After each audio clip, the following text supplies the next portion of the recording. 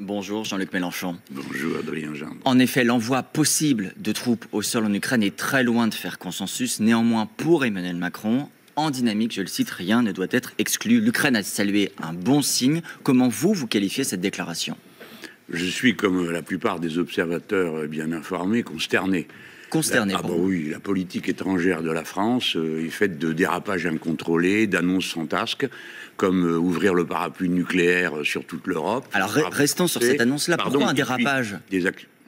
Mais monsieur Gendre, sérieusement, vous me demandez pourquoi c'est un dérapage? Oui, je pense que vous allez me répondre sérieusement. Oui, bien sûr.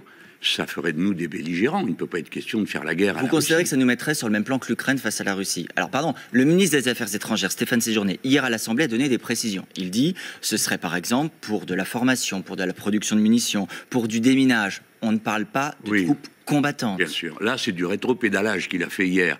Parce que la première formule du président Macron était parfaitement claire. Et on comprenait qu'il s'agissait, il parlait de troupes.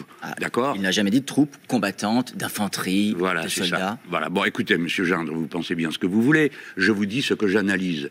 Je dis que c'est un dérapage incontrôlé. La totalité des alliés de la France ont affirmé qu'ils ne voulaient pas participer. C'est à eux de décider. Si vous étiez président de la République, vous laisseriez les Européens décider à votre place. Non, ce n'est pas la France de dire ce qu'elle veut. Non, bien sûr que non. Certainement non. Mais en attendant, il me semble qu'il faut faire partie de la solution dans un conflit. Nous ne sommes ni Ukrainiens ni Russes. Et ce n'est pas vrai, contrairement aux surenchères verbales sur le sujet, que nous sommes menacés, toute l'Europe, aujourd'hui. Ce n'est pas vrai. Il y a eu un franchissement de frontières et une invasion qui est inacceptable. Nous, les Français, nous ne pouvons pas accepter. Vous dites, pardon, ce n'est pas vrai. Vous n'avez pas l'impression que Vladimir Poutine est dans une entreprise de déstabilisation de l'Europe qui peut nous toucher? Alors, c'est encore un autre sujet. C'est le sujet auquel le chef de l'État essaie de répondre. Il faut mettre de l'ordre et de la méthode dans la manière d'envisager les problèmes et de la constance dans les réponses. Il faut s'en tenir à des principes tout le temps les mêmes. Par exemple, il est odieux aux yeux du monde qu'il y ait 2 poids, 2 mesures. Un poids pour l'Ukraine en disant un hôpital bombardé, c'est un crime contre l'humanité, et le silence lorsqu'il s'agit de Gaza. Mais revenons à ce que vous disiez. Il faut être dans la solution, pas une partie du problème. C'est quoi la solution? Comment on sauve l'Ukraine? D'ailleurs, est-ce que l'objectif, c'est bien de sauver l'Ukraine, Jean-Luc Mélenchon? L'objectif est de ramener la paix en Europe. Pas de sauver l'Ukraine. Mais sauver de quoi? Attendez. À sauver de l'invasion russe, oui, en oui. l'occurrence, de l'agression russe. Disons oui, comme ça vous me laisserez tranquille, vous expliquer. Ça a l'air de vous coûter de dire qu'il faut sauver l'Ukraine. Mais non, sauvons l'Ukraine. Écoutez, si nous voulons avoir un entretien sérieux, nous devons partir du fait qu'il y a un risque de guerre totale en Europe. Il ne faut pas jouer et jouer avec du fait de la Russie. Pas du fait des déclarations du président français. Bien sûr, mais si quelqu'un venait à franchir une certaine ligne rouge, nous entrerions dans une escalade dont personne ne connaît l'issue. Et je pourrais vous donner des dizaines d'exemples de conflits. J'ajoute que la France est attendue, pardon si vous me permettez de le dire, est attendue ailleurs en tant que solution. Par exemple, si nous devons armer quelqu'un, donnons des armes au Liban, au chef d'état-major des armées, le général Joseph Aoun, de manière à ce que ce soit l'armée libanaise qui protège la frontière et non pas un parti politique, le Hezbollah. Mais donc vous reconnaissez un rôle particulier de la France. Il y a une place particulière de la France en diplomatie. À condition qu'elle sache être à l'endroit où elle fait partie de la solution, pas à créer des problèmes. Alors quelle est la solution? Pardon, monsieur Jean, mais vous passez très comme ça légèrement. Le président de la République annonce que la France va ouvrir le parapluie nucléaire sur toute l'Europe, et ça ne vous paraît pas être une escalade? J'explique juste d'un mot pour nos téléspectateurs. La France dispose de l'arme nucléaire. Elle est la seule puissance en Europe avec le Royaume-Uni à être dans cette situation. Certains pays d'Europe de l'Est disent si les États-Unis se retirent un jour, nous pourrions avoir besoin de votre protection. Non. Et il y a une interrogation sur l'attitude de la France. Pardon, monsieur Gendre, ce n'est pas du tout le sujet, ce n'est pas ce que disent les autres pays. Il y a un instant, vous venez de me dire, la France a une place singulière, oui ou non? Par conséquent, quand le président de la République française dit « nous pourrions ouvrir le parapluie nucléaire », alors c'est un sujet pour nous Français, parce que ça n'est pas la logique de la dissuasion nucléaire. L'arme nucléaire est faite pour dissuader d'attaquer la France. Ça n'est possible que parce que nous avons des intérêts communs français, un Parlement français qui en principe doit délibérer, et qui d'ailleurs va voter. Il va voter. Le président français a annoncé hier, et d'ailleurs vous le demandiez, qu'il y ait un vote au Parlement sur le plan d'aide à l'Ukraine, les 3 milliards qui vont être donnés à l'Ukraine. Quel sera le vote de la France insoumise? Il y aura un vote sur le 50-1. C'est une déclaration. Une déclaration. C'est bien qu'il y ait un vote. Nous verrons ce qu'il y a dans le texte. Il y a des choses... Il y a 3 milliards d'aides à l'Ukraine. Est-ce que, par exemple, vous soutenez ces 3 milliards d'aides à l'Ukraine? Mais quelle aide, de quelle... Écoutez, l'agitation propagandiste de la guerre n'a pas de sens. Par exemple, nous avons mis à la disposition de l'Ukraine des canons César, qui sont certainement les meilleurs canons du monde. Nous avons commencé par leur en donner certains à crédit, et puis ensuite nous envoyer les nôtres, ceux qui servent à notre armée, pour aller là-bas.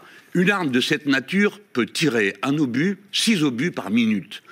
Aujourd'hui, l'armée ukrainienne en tire 1 par jour. C'est-à-dire que tout ça, ce sont des effets d'annonce. Ce n'est pas sérieux. Alors, quelle est la solution pour vous? Vous avez dit à plusieurs reprises la solution. Où est la solution pour sortir de ce La solution est qu'il faut qu'il y ait des négociations sur la paix. Et j'ajoute que ce n'est pas ce que disent toutes sortes de gens. Sur votre plateau, à vous, TF1, le 3 décembre 2022, le président Macron avait annoncé qu'il fallait un plan de sécurité mutuelle pour les Russes comme pour les Ukrainiens, qui serait une condition pour arrêter la guerre. Et vous soutenez cette idée? Absolument. C'est celle que moi-même je proposais en disant qu'il fallait une conférence sur les frontières. Sauf que la situation a évolué entre-temps et que l'attitude de la Russie a évolué et que la situation en Ukraine s'est dégradée. D'accord. Alors justement, comme la situation s'est dégradée, pardon, monsieur Gendre, mais c'est le moment ou jamais, peut-être, de remettre sur la table des discussions et des outils de paix, pas des outils de guerre. C'est pas faire le jeu de Vladimir Poutine. Ah bah écoutez, si vous considérez que faire arrêter la guerre, c'est faire le jeu de Vladimir Poutine, où va-t-on?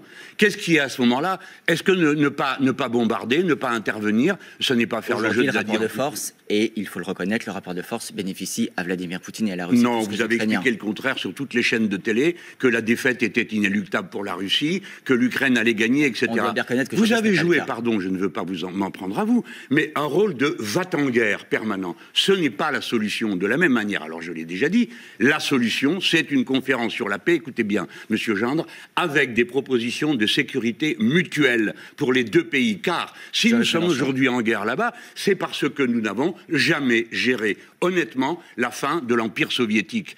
Et je vous ferai remarquer que le Karabakh a été envahi. Le conflit entre Arménie et contre l'Arménie, personne n'a rien dit. Aujourd'hui, nous sommes en République du Congo, le voisin rwandais attaque. On va pas faire tous les pays, Jean-Luc Mélenchon. Mais on va faire les pays où il y a la guerre et où la France est attendue. Oui, 7 millions de déplacés, monsieur Gendre. Juste pour la Russie, Jean-Luc Mélenchon, juste pour savoir si vous avez quand même des sujets d'unité avec le gouvernement. Quand par exemple le gouvernement français... pourquoi faire pour me répondre?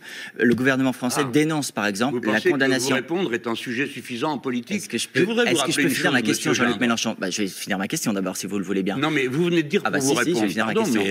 Jean-Luc Mélenchon. Pique et demi. Jean-Luc Mélenchon. Pour vous répondre, mais je suis aussi venu. Vous êtes venu pour répondre à nos questions. Allez, quand le gouvernement français dénonce la condamnation en Russie de l'opposant Oleg Orlov, le cofondateur de l'association Mémorial, parle d'une condamnation révoltante et injuste. Est-ce que vous partagez ces mots? Mais oui, monsieur. Et je vais vous dire, attendez, monsieur Gendre, je vais vous dire autre chose. Je vois votre légitime indignation et je l'approuve. Si vous voulez donner votre appui à l'accueil de Russes opposants à monsieur Poutine, faites un don sur la Caisse des Insoumis, car nous accueillons depuis 2 ans des opposants russes socialistes à M. Poutine. Alors, les leçons de suspicion, comme a fait hier monsieur sur une autre chaîne, un journaliste, en disant les oppositions qui sont plus ou moins poutiniennes, ce n'est pas sérieux. Jean-Luc Mélenchon, un dernier mot. Vous vous intéressez à la politique de la France? Oui, monsieur, tous les matins d'ailleurs, à 7 heures. Oui, donc le sujet, ça n'est pas de savoir de quelle manière on fait la guerre à Jean-Luc Mélenchon, mais comment on arrête la guerre qui a lieu. Jean-Luc Mélenchon. Vous ne convenez pas du fait que la France est attendue au Liban, au Congo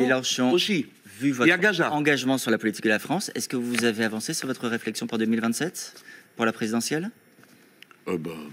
2027, c'est très loin, mon cher. Hein. Vous l'avez dit vous-même, les choses vont tellement vite. Moi, j'ai dit que je souhaitais... Non, mais moi, j'ai dit que je souhaitais être remplacé et que je me mettais en retrait. Je veux vous dire que il est clair que nous sommes dans une situation où les élites de ce pays et la classe médiatique font massivement le choix de dire, après tout, on ne peut rien contre l'extrême droite. Et nous avons pu voir M. Bardella se pavaner au salon de l'agriculture, dire une chose et son contraire sur les plus planchés. Donc vous êtes toujours dans l'action et vous n'excluez rien pour 2027. Franchement, vous m'avez fait venir pour que je dise ça. Non, les prix planchers, ça vous intéresse pas? La France à Gaza non plus? On est arrivé au terme de cet entretien. Ah bon? Merci beaucoup. Si j'avais su, je serais resté chez moi, parce que franchement, pour parler... on était ravis de vous accueillir. Charmant, hein, je vous dis pas le contraire. Mais il y a quand même des sujets de grand intérêt qui méritent qu'on en parle. Non? Et c'est le cas, effectivement, de la situation en Ukraine. Merci beaucoup, Jean-Luc Mélenchon. La suite, c'est avec vous, Bruce.